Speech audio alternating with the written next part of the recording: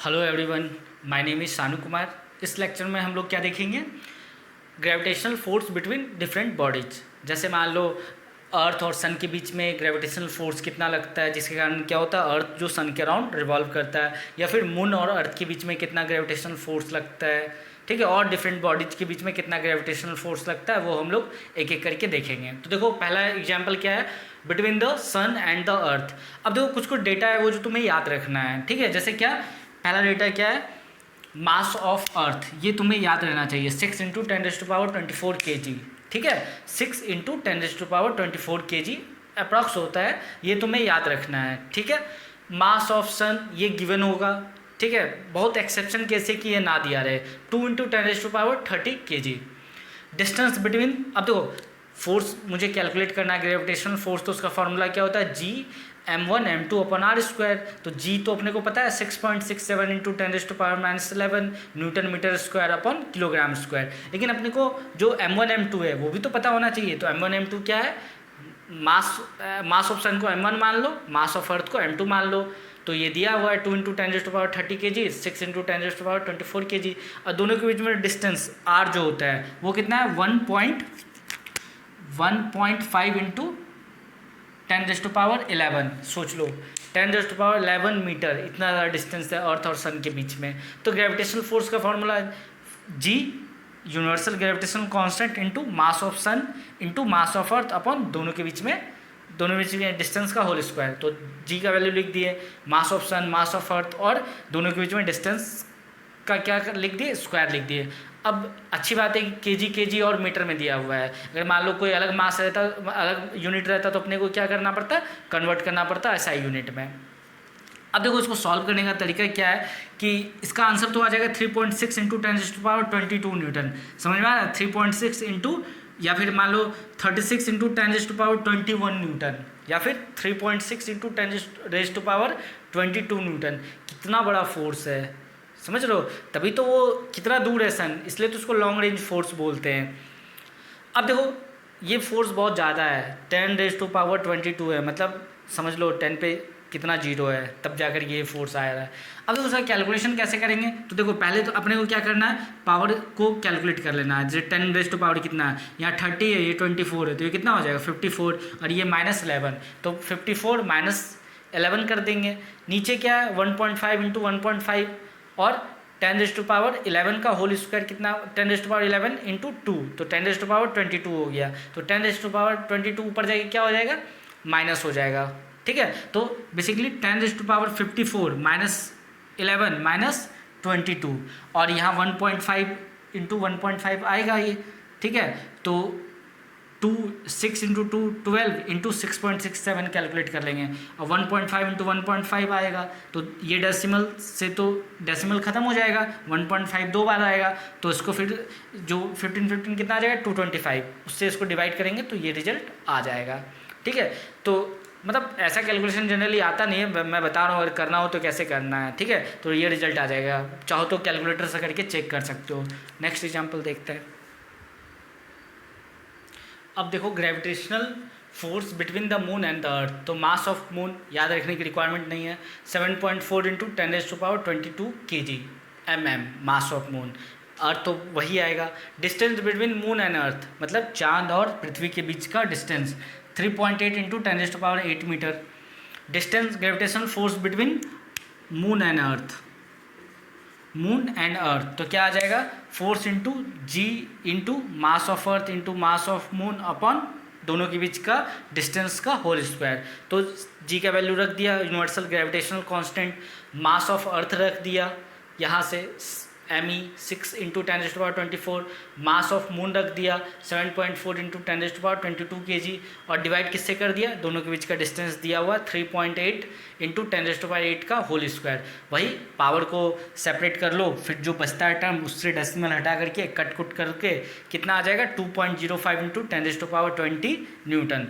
This force gives the moon bound the earth. समझ लो, जो moon जो अर्थ के अराउंड जो रिवॉल्व कर रहा है। तो कैलकुलेशन तो मैथ्स का पार्ट है, अगर नहीं आता है तो कमेंट में बताओ, मैं कोशिश करूँगा कि एक लेक्चर में बता दूँ कि है ना कैलकुलेशन कैसे होता है। बाकी ईजी है, कैलकुलेटर से करके एक बार देख सकते हो, एग्जाम में तो अलाउ नहीं होता लेकिन चेक कर सकते हो, इसको नोट करो। अब देखो एक टर्म होता है ग्रेविटेशन एंड ग्रेविटी। अब देखो बोलचाल में तो क्या ग्रेविटेशन ग्रेविटी अपन बोल देते हैं, लेकिन क्या इसके बीच में क्या डिफरेंस है थोड़ा, तो ये अपन देखते हैं। देखो ग्रेविटेशन क्या होता है, attraction between two bodies having mass of same order is called gravitation and force is called gravitational force. अब जैसे मास ऑफ सेम ऑर्डर क्या लिखा हुआ है, between bodies having mass of same order. Same order मतलब जैसे मान लो मैं हूँ और ये बोर्ड है, मैं हूँ ये मार्कर है, दोनों का क्या है एक ऑर्डर का मास है।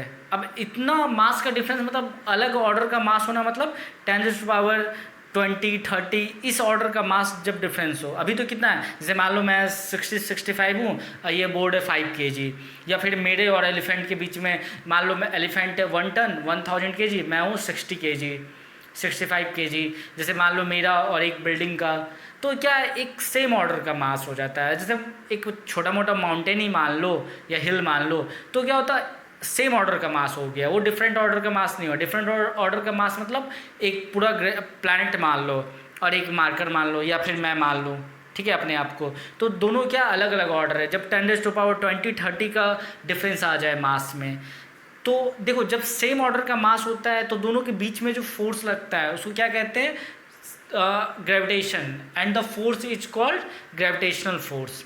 ठीक है, जो अट्रैक्शन होता है उसको क्या कहते हैं, ग्रेविटेशन कहते हैं, और जो फोर्स इन्वॉल्व होता है उसको क्या कहते हैं, ग्रेविटेशनल फोर्स कहते हैं। अब जैसे मान लो मैं हूँ, ठीक है, और एक मान लो एक कोई लड़का है या फिर मान लो कोई एक लड़की है, दोनों के बीच में ग्रेविटेशनल फोर्स तो लग रहा है, तो क्या दोनों अट्रैक्ट हो जाते हैं। देखो अट्रैक्टिव फोर्स तो लग रहा है अट्रैक्शन, लेकिन वो जो अट्रैक्शन तो वो अलग होता है, समझ रहे हो। मतलब यहाँ पे क्या है, ग्रेविटेशनल फोर्स के कारण अट्रैक्शन नहीं होता है, ठीक है, वो मतलब नेग्लिजिबल होता है, इतना ज़्यादा अट्रैक्शन नहीं होता है कि दोनों पास आ जाएं ऑटोमेटिक। जैसे मान लो तुम खड़े हो, बगल में कोई पर्सन खड़ा है, तुम उसको देखे, या फिर मान लो तुम उसको देखे और वो तुम्हारे पास अट्रैक्ट हो गया, तुरंत आगे चिपक गया, ऐसा नहीं होता है।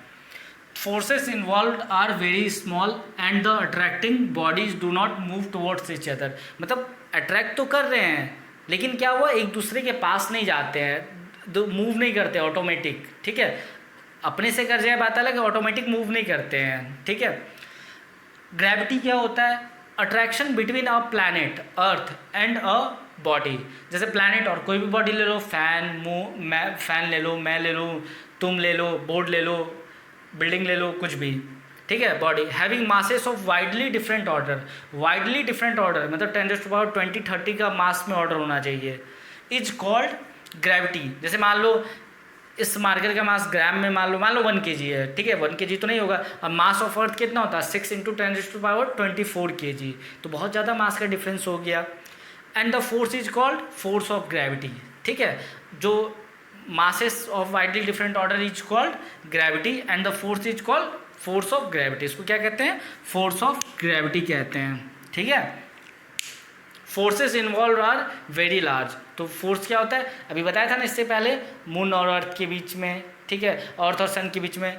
Forces involve are very large and the body moves towards the planet. तो बॉडी क्या होता है, मूव्स टुवर्ड्स द प्लैनेट होता है। अब जैसे मान लो मून और अर्थ मान लो, दोनों का क्या है, मास क्या है, सेम ऑर्डर का है, दोनों के बीच में ग्रेविटेशनल फोर्स लग रहा है, लेकिन क्या मून अर्थ में कोलाइड कर रहा है, आ रहा है पास में, ऑटोमेटिक नहीं आ रहा है, ठीक है। तो वो ऐसे देखते, तो ये क्या होता है, ग्रेविटेशन मतलब मास सेम ऑर्डर का, ग्रेविटी मास डिफरेंट ऑर्डर का, वाइडली डिफरेंट, ठीक है, वाइडली डिफरेंट। इसमें क्या होता है, बॉडी एक दूसरे की तरफ अट्रैक्ट नहीं होते हैं, मूव नहीं करते हैं, ठीक है। यहाँ क्या होता है, एक दूसरे की तरफ बॉडी क्या करते हैं, मूव करते हैं। तो एक होता है ग्रेविटेशन, एक होता है ग्रेविटी, ठीक है, इसको नोट करो। अब कुछ न्यूमेरिकल्स देखते हैं, ठीक है। अभी जो फॉर्मूला देखा F = G m1m2/r², इस पर बेस्ड कुछ न्यूमेरिकल्स देखते हैं। ये 1 और ये 2, तो 1 का सॉल्यूशन देखते हैं पहले, ठीक है।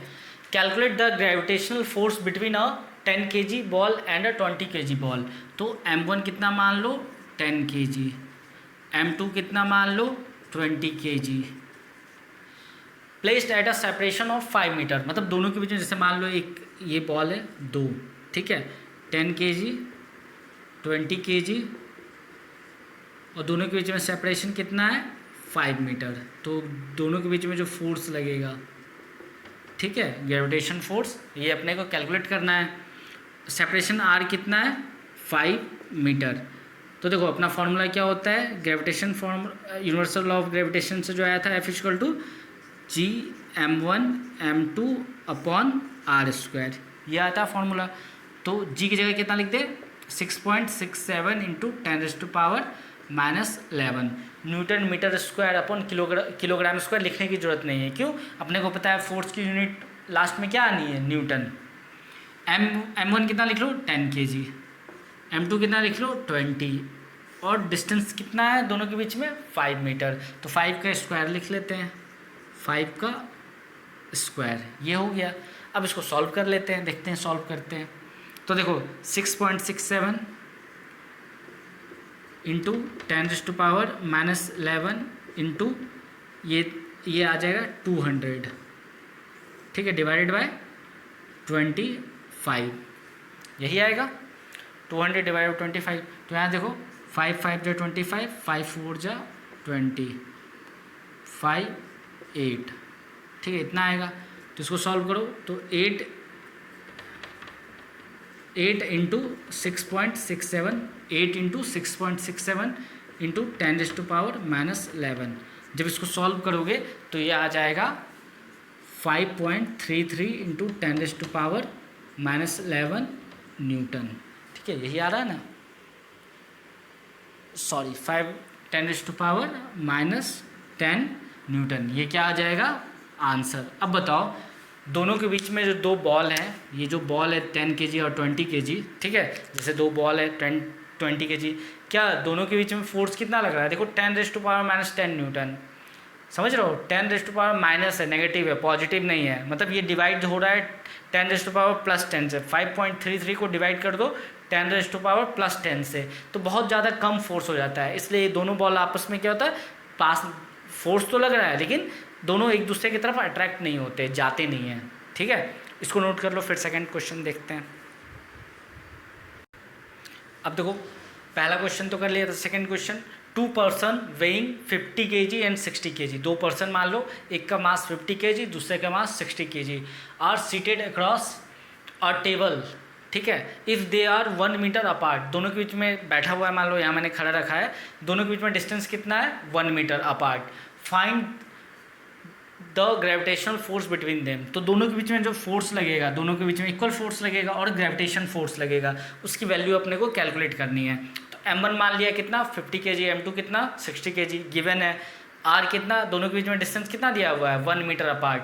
तो देखो जो ग्रेविटेशनल फोर्स आएगा वो कितना आएगा Gm1m2/r², g की जगह क्या लिखेंगे 6, अब देखो 6.67 इंटू 10⁻⁻11, ये कांस्टेंट है, हर जगह यही रखना है अपने को। m1 50, m2 60 डिवाइड बाय 1 का स्क्वायर, क्योंकि दोनों के बीच में डिस्टेंस कितना है 1। इसको जब सॉल्व करोगे तो 5 इंटू 6 30 और उस पर 2 जीरो, जब इसको सॉल्व करोगे तो 2 इंटू 10⁻⁻7 न्यूटन आ जाएगा। ये 10⁻⁻7 है, इसका मतलब क्या है, वैल्यू बहुत कम है, ठीक है, इसलिए दोनों जो पर्सन है वो बैठा ही रहेगा, कोलाइड नहीं कर जाएगा, दोनों आके कोलिजन नहीं हो जाएगा दोनों के बीच में ऑटोमेटिकली, ठीक है, इसको नोट कर लो। नेक्स्ट देखते हैं। अब देखो next question, if the force between the two object is F, ठीक है, then find the new value of force when the distance between two objects is doubled. देखो क्वेश्चन यहीं पे एंड हो गया, ये जो मैंने बनाया है वो समझाने के पर्पज़ से बनाया है, ठीक है। तो मैंने जो दो मास से या दो ऑब्जेक्ट है उसको क्या ले लिया, एक को m1 ले लिया, दूसरे को m2 ले लिया, और दोनों को r डिस्टेंस पे रख दिया। तो देखो गिवन क्या है, दोनों के बीच में if the force between the two object is F, तो दोनों के बीच में जो फोर्स लगेगा वो कितना है F इनिशियली। फाइनली क्या हो गया, अब क्या किया गया, the find the new value of force, उसको क्या बोले F dash, when the distance between the two object is doubled. अब देखो यहाँ पे डिस्टेंस कितना है r है, बाद में कितना डिस्टेंस हो गया 2r, डबल कर दिया गया, r यहाँ क्या कर दिया 2r कर दिया गया, तो जो नया फोर्स होगा वो बताना है। अब देखो F इक्वल टू क्या होता है Gm1m2/r², ठीक है, प्रोडक्ट ऑफ मासेस समझ में आ रहा ना, अपन डिस्टेंस का दोनों के बीच में सेंटर टू सेंटर डिस्टेंस का होल स्क्वायर, और ऊपर में यूनिवर्सल ग्रेविटेशन कांस्टेंट जी तो होता ही है। तो यहाँ देखो, अब देखो अगर m1 में चेंज किया नहीं, m2 में चेंज किया नहीं, दोनों के बीच में डिस्टेंस को चेंज कर दिया, हाँ, तो फोर्स चेंज होगा, हाँ, क्योंकि डिस्टेंस चेंज हुआ। अब देखो जो फोर्स F है, ये वाला फोर्स, वो क्या लिखेंगे, F equal to G m1 m2 upon are square, इसको इक्वेशन 1 बोल दिए, ठीक है। अब देखो F डैश जो होगा नया फोर्स जो बना दोनों के बीच में, वो कितना आ जाएगा, जी, ये तो यूनिवर्सल ग्रेविटेशन कांस्टेंट है, ये तो चेंज आना नहीं है, m1 m2 अपॉन 2r का होल स्क्वायर, ये समझ में आया। r की जगह पे क्या लिख दिया, यहाँ पे r का स्क्वायर, यहाँ लिखा 2r, क्यों, ये की डिस्टेंस कितना 2r, क्या कर दो, डिवाइडिंग इक्वेशन 2/1। अपने को क्या करना है, वेरिएबल को रिमूव करना है, ठीक है। तो डिवाइड कर देते हैं, जो वेरिएबल सेम होगा वो क्या होगा, कैंसिल आउट हो जाएगा। 2 से 1 को क्यों किया, क्योंकि अपने को एफ डैश के टर्म में चाहिए, ठीक है, एफ डैश चाहिए। तो देखो एफ डैश लिख लो, F dash equal to G m1 m2 upon are square, ठीक है। और नीचे क्या हो जाएगा, नीचे हो जाएगा, इसको डिवाइड किससे करना है, ये तो इक्वेशन 2 हो गया, इसको 1 से करना है, तो f, और नीचे क्या हो जाएगा, जी m1, सॉरी एफ डैश के यहाँ पे क्या लिखेंगे, ये 2r का होल स्क्वायर कितना हो जाएगा, 4r स्क्वायर, ठीक है ना। ये देखो एफ डैश लिखना है ना, तो जी m1 m2 अपॉन 2r का होल स्क्वायर, तो 4r स्क्वायर आ जाएगा। यहाँ पे लिखेंगे जी m1 m2 upon are square, समझ रहा है ना, ये 2r का स्क्वायर 4r स्क्वायर हो गया। अब देखो इसमें क्या क्या कैंसिल हो रहा है, तो देखो g से g कैंसिल हो गया, m1 m2 से m1 m2 कैंसिल हो गया, आर स्क्वायर से आर स्क्वायर कैंसिल हो गया। तो यहाँ से देखो जो f डैश आया वो कितना आया, f, ये f क्या होगा, इधर मल्टीप्लाई हो गया, और ये जो बचा है क्या है 4, ठीक है। यहाँ देखो सब कैंसिल हो गया, सिर्फ क्या बचा 4, और ये f इधर ऊपर चला जाएगा, तो f डैश क्या आ गया, f/4।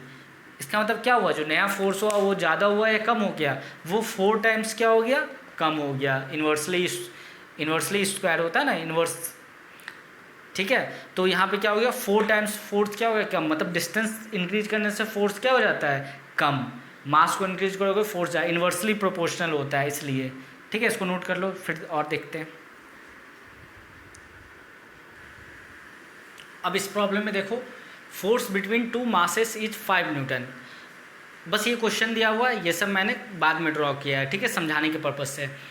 If the force between 2 masses is 5 Newton, जैसे मान लीजिए एक मास m1 है, एक मास m2 है, दोनों के बीच में फोर्स कितना लग रहा है, 5 न्यूटन, तो ये 5 तो ये भी 5 न्यूटन होगा। If there masses becomes double, अब क्या किया, मासेस को डबल कर दिया गया, मतलब m1 की जगह कितना लिख देंगे 2m1, m2 की जगह कितना लिख देंगे 2m2, and the distance between them is half, और दोनों के बीच में डिस्टेंस जो था पहले कितना माने थे, स्मॉल r, बाद में क्या कर दिया गया, हाफ, मतलब दोनों को घटा करके r/2 कर दिया गया डिस्टेंस, ठीक है। Then find the new force. अब देखो मास में और जो दोनों के बीच में डिस्टेंस है, दोनों में चेंज आ गया, तो जो फोर्स जो आएगा वो भी क्या होगा, नया होगा, उसको क्या माने, एफ डैश, जो लग रहा है उसको क्या माने, एफ डैश। तो देखो यहाँ से एफ डैश जो हो जाएगा वो कितना होगा, जी, ये तो चेंज नहीं होना, 2m1 इंटू 2m2, समझ में आया। m1 की जगह क्या लिख देंगे 2 टाइम्स m1, m2 की जगह 2 टाइम्स m2 अपॉन डिस्टेंस क्या लिख देंगे r/2 का होल स्क्वायर, ठीक है। अब देखो यहाँ से इसको सॉल्व करो तो कितना आ जाएगा, 2 2 जा 4, 4 into G m1 m2 upon, ठीक है, r/2 का होल स्क्वायर कितना हो जाएगा, r/2 का होल स्क्वायर कितना हो जाएगा बताओ, r²/4, यही आएगा। अब देखो ये 4 जो है ऊपर मल्टीप्लाई हो जाएगा, तो यहाँ से क्या आ जाएगा, 4 इंटू 4 कितना हो, ये 4 और ये 4 कितना हो जाएगा 16 into G m1 m2 upon are square, ठीक है, m1 m2 upon are square. अब देखो अपने को यहाँ से क्या पता है, देखो अपने को पता है क्या, G m1 m2 upon are square, ठीक है। ये कितना दिया हुआ है, देखो यहाँ से ये G m1 m2 upon are square, यहाँ से जो आएगा ये कितना दिया हुआ है 5 न्यूटन, तो यहाँ से कितना आ जाएगा 16 × 5 न्यूटन, ये कितना आ जाएगा 80 न्यूटन। तो एफ डैश कितना हो गया, जो नया फोर्स आया वो हो गया 80 न्यूटन। इसको नोट कर लो, ठीक है, इजी है, इस टाइप के क्वेश्चन आ सकते हैं, इसको नोट कर लो। देखो अब नेक्स्ट प्रॉब्लम देखते हैं। Find the gravitational force between two protons kept at a separation of 1 फेम्टोमीटर। अब देखो ये क्वेश्चन क्या है, कहने का मतलब उतना ज़्यादा वैलिड तो है नहीं, क्योंकि देखो जो प्रोटॉन होते हैं वो कहाँ होते हैं, न्यूक्लियस के अंदर होते हैं। न्यूक्लियस में क्या क्या होते हैं, प्रोटॉन प्लस न्यूट्रॉन, और इलेक्ट्रॉन्स के अराउंड क्या करते हैं, रिवॉल्व करते हैं, ठीक है। यहाँ तक ये मॉडल हम लोगों ने एटॉमिक स्ट्रक्चर में देखा है। अब देखो ये जो क्वेश्चन देने का मेन पर्पस क्या था, एक तो तुम्हें फेम्टोमीटर पता हो, फेम्टोमीटर कितना होता है, 1 फेम्टोमीटर कितना होता है 10⁻⁻15 मीटर, ठीक है। इसको जो फेम्टोमीटर है ये तो ऐसा यूनिट है नहीं, यूनिट का लेंथ का ऐसा यूनिट क्या होता है मीटर, तो 10⁻⁻15 मीटर। अब मास ऑफ प्रोटॉन, अब देखो mass of proton, charge on proton, mass of electron, mass of neutron, ठीक है, चार्ज ऑन प्रोटॉन, ये सब अपने को याद रखना है। मास ऑफ अर्थ, तो यहाँ देखो मास ऑफ प्रोटॉन कितना होता है 1.67 × 10⁻⁻27 kg। तो यहाँ पे अपने को क्या है, बस यही बताना था कि फेम्टोमीटर और मास ऑफ प्रोटॉन क्या होता है। अब देखो सिंपल फॉर्मूला क्या होता है, फोर्स अगर निकालना है ग्रेविटेशनल फोर्स। अब देखो जो न्यूक्लियॉन्स कहते हैं, जो प्रोटॉन और न्यूट्रॉन होता है उसको न्यूक्लियॉन्स कहते हैं, जो न्यूक्लियस के अंदर होते हैं। अब देखो उस लेवल पे वहाँ पे जो है ना, जो प्रोटॉन के बीच में जो फोर्स लगता है वो वहाँ पे ना अलग फोर्स लगता है, ठीक है। वहाँ पे ना ये ग्रेविटेशनल फोर्स लगता ही नहीं है, वहाँ क्वांटम फिजिक्स लगता है। वहाँ पे अपन जो ग्रेविटेशनल फोर्स है उसको नेगलेक्ट कर देते हैं, वो मानते ही नहीं है। वो ये क्या है, लॉन्ग रेंज फोर्स है, वो वहाँ पर जो लगता है वो शॉर्ट रेंज फोर्स होता है। बस ये ऐसा यूनिट और मास ऑफ प्रोटॉन के लिए क्वेश्चन दिया गया था।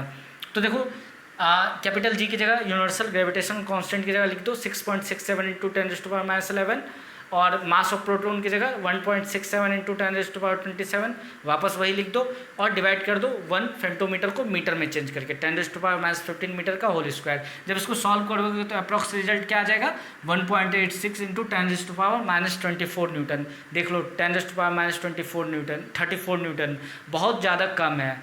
अब देखो इन सब को जो सॉल्व करते हैं, जैसे मान लो इसका यूनिट क्या होता है, newton metre square upon kilogram square, यही होता है इसकी यूनिट कैपिटल जी की। मास की यूनिट क्या होती है, किलोग्राम। इस वाले मास की यूनिट क्या होती है, किलोग्राम, और इसको डिवाइड अपन किससे करते हैं, इसकी यूनिट क्या होती है, मीटर का स्क्वायर, ठीक है। समझते हैं एक बार कि ये जो न्यूटन आता है वो आता कैसे, जो फोर्स की यूनिट ये किस में आएगी, न्यूटन में, तो कैसे आता है। देखो किलोग्राम से 1 किलोग्राम कैंसिल, 2 से 1 चला गया, 1 किलोग्राम से 1 किलोग्राम भी कैंसिल, मीटर स्क्वायर से मीटर स्क्वायर कैंसिल, तो बचा क्या बेसिकली न्यूटन। तो इसलिए जो फोर्स की यूनिट क्या आती है, न्यूटन आती है, ठीक है। इसको नोट करो, फिर नेक्स्ट एग्जाम्पल देखते हैं। एक और इम्पॉर्टेंट क्वेश्चन देखो, two bodies one of which is twice as massive as the other are 2 metre apart. मतलब दो मास है, दूसरे का मास क्या है, पहला से दुगुना है, ठीक है, 2 टाइम्स है, और दोनों कितने डिस्टेंस पे रखा हुआ है, 2 मीटर पे। They attract each other with a force of 0.1 m GWT, find there masses. अब देखो ये क्वेश्चन इंपॉर्टेंट इसलिए हो जाता है क्योंकि यहाँ पे क्या है, एक तो क्या है, ये जो इसको रीड करना तुम्हें आना चाहिए, इसको रीड करना आना चाहिए। क्या लिखा हो, 0.1 मिलीग्राम वेट, ठीक है। अब देखो ग्रेविटेशनल यूनिट ऑफ फोर्स बताया था, 1 किलोग्राम वेट इक्वल टू कितना होता है, अभी न्यूटन वाले इससे पहले वाले चैप्टर में 1 kilogram weight equal to 9.8 newton बताया गया था। यहाँ कितना दिया हुआ है, 0.1 मिलीग्राम वेट। तो देखो इसको पहली बात क्या है, इसको किलोग्राम वेट में चेंज करते हैं। तो देखो फोर्स कितना दिया हुआ है, 0.1 मिलीग्राम वेट, किलोग्राम वेट में चेंज करेंगे क्या आएगा, 0.1 × 10⁻³ किलोग्राम वेट। मिलीग्राम को किलोग्राम में चेंज कर दिया। अब देखो 1 किलोग्राम वेट, ये जो पोर्शन आया ये वाला 1 किलोग्राम वेट, ये है ना 1 किलोग्राम वेट, वो कितना होता है 9.8, तो इसको 9.8 से मल्टीप्लाई कर दिया तो ये अपना क्या आ गया, फोर्स आ गया। ठीक है, अपना फोर्स आ गया। अब देखो सिनेरियो क्या है, क्वेश्चन क्या है, मास, दूसरे का मास कितना 2 टाइम्स 2m, दोनों के बीच में कितना डिस्टेंस है 2 मीटर डिस्टेंस है, दोनों के बीच में फोर्स कितना लग रहा है F, वो कितना है, वो है 0.1 इंटू 10⁻³ इंटू 9.8 न्यूटन। ठीक है, ग्रेविटेशनल यूनिट ऑफ फोर्स इसको कहते हैं। अब देखो m1 कितना है, m2 कितना है 2m दिया हुआ है, और दोनों के बीच में डिस्टेंस कितना है 2 मीटर। ये देखो 2m ये मास है, ठीक है, और ये 2m क्या है, डिस्टेंस लेंथ है, इसमें कंफ्यूज नहीं होना है। अब देखो इसको सॉल्व करते हैं, तो फोर्स की जगह पे कितना लिख देंगे 0.1 इंटू 10⁻³ इंटू 9.8, यहाँ से ये पूरा को यहाँ रख दिए, g m1 m2 अपन r स्क्वायर, m की जगह कितना लिख देंगे, m1 की जगह m लिख दो, m2 की जगह पे क्या लिख देंगे 2m लिख देंगे। ठीक है, m2 की जगह क्या लिख देंगे 2m, और r स्क्वायर की जगह क्या लिख देंगे 2 का होल स्क्वायर, 2 मीटर है बेसिकली, तो 2 का होल स्क्वायर। अब देखो ये जो फोर्स है पूरा का पूरा उठा करके यहाँ रख दिए m। अब देखो g की जगह क्या लिख देंगे, कैपिटल G क्या है, यूनिवर्सल ग्रेविटेशनल कांस्टेंट 6.67 इंटू 10⁻11, और देखो m इंटू एम क्या हो जाएगा 2m स्क्वायर। ठीक है, ये हो जाएगा m into M 2m square, और 2 का स्क्वायर क्या हो जाएगा 4। अब देखो यहाँ पे आ गए, अब क्या है इसको सॉल्व करना है। ठीक है, अपने को तो देखो सॉल्व कैसे करेंगे, 0.1 इंटू 10⁻³ इंटू 9.8, ठीक है, ये लिख दिया 0.1 इंटू 9.8 इंटू 10⁻³, ये पूरा का पूरा लिख दिया, ये 4 इधर मल्टीप्लाई हो गया, तो ये 4 मल्टीप्लाई कर दिया। इसको डिवाइड किससे करेंगे, डिवाइड हो जाएगा 6.67 इंटू 10⁻11, 6.67 इंटू 10⁻11, और ये 2, ये वाला 2 भी क्या आ जाएगा, नीचे आ जाएगा। ठीक है, और ये क्या आ गया, मास का स्क्वायर, ये m क्या है, मास का स्क्वायर। अब देखो इसको सॉल्व करते हैं, तो इसको यहाँ पे सॉल्व करते हैं। ठीक है, देखो अब यहाँ पे मास का स्क्वायर तो समझ में आ रहा है ना, ये मास का स्क्वायर है। अब देखो इसको सॉल्व करोगे तो ये आ जाएगा यहाँ से 0, अब देखो 0.1 into 9.8 into 4, 0.1 into 9.8 into 4 divided by 2 into 6.67, 2 into 6.67 into 2, और यहाँ पे क्या हो जाएगा, ये हो जाएगा, ये देखो ऊपर 10⁻³ है, ये वाला देखो, ठीक है 10⁻³ है, नीचे 10⁻11 है। जब ऊपर जाएगा तो क्या हो जाएगा 10⁻, देखो -3 + 11 कितना हो जाएगा +8, तो हो जाएगा 10⁻+8, 10⁻+8। समझ में आया, ये कैसे होगा -3, और ये जो -11 ऊपर जाएगा तो क्या हो जाएगा +11, तो 11 में से 3 है, कितना बचेगा +8। ठीक है, अब देखो इसको जब सॉल्व करोगे ये पूरा को, ठीक है, कैलकुलेटर से कर लेना, ये पूरा को सॉल्व करोगे तो ये आ जाएगा, यहाँ से देखो कितना आ जाएगा m² ये आ जाएगा 2.93, ठीक है, इंटू 10⁸, तो ये m² है। तो यहाँ से देखो m क्या आ जाएगा, m आ जाएगा बेसिकली √2.93 इंटू 10⁸, ठीक है, m का स्क्वायर है, मास का स्क्वायर, तो अंडर आ जाएगा। अब देखो इसको जब सॉल्व करोगे m जो यहाँ से आएगा, तो देखो m क्या आ जाएगा, यहाँ से m जो आ जाएगा 1.7 अंडर रूट में ना 1.7 इंटू 10⁴ kg। ठीक है, तो तुम्हें फाइंड देयर मासेस, तो एक का मास आ गया 1.7 इंटू 10⁴ kg, तो दूसरे का कितना आ जाएगा 1.7 का 2 टाइम्स 3.4 इंटू 10⁴ kg। ठीक है, ये कैलकुलेशन में अपने को नहीं जाना, ये कैलकुलेशन करके देख लेना, 2.93 आएगा, अंडर रूट ले करके देख लेना। अपने को मेन जो अपना पर्पस था वो क्या था, ये जो ग्रेविटेशनल यूनिट फोर्स है मिलीग्राम वेट लिखा हुआ है, ठीक है, इसको बस चेंज करना था, और बाकी तो फिर तो कैलकुलेशन है वो तो अपन कर ही सकते हैं। तो यहाँ पे इस लेक्चर को एंड करते हैं, और ये क्या था, न्यूमेरिकल्स था। अगर ये चैनल को जो फिजिक्स मैजिक है इसको सब्सक्राइब करो, शेयर करो अपने फ्रेंड के साथ, अपने रिलेटिव्स के साथ, अपने स्कूलमेट के साथ, ठीक है। तो यहाँ पे इसको एंड करते हैं, थैंक यू।